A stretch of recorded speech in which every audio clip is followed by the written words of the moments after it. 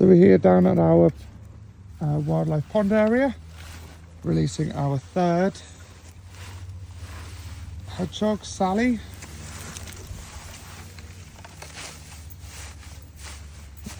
So Sally's in there, she's quite active already, dear of her.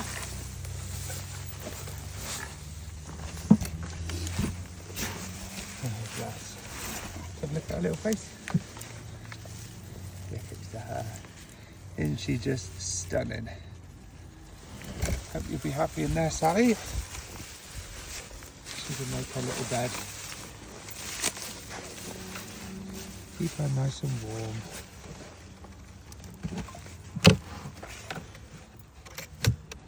So again, Sally's got her feeding station right beside her with her food and water. Got some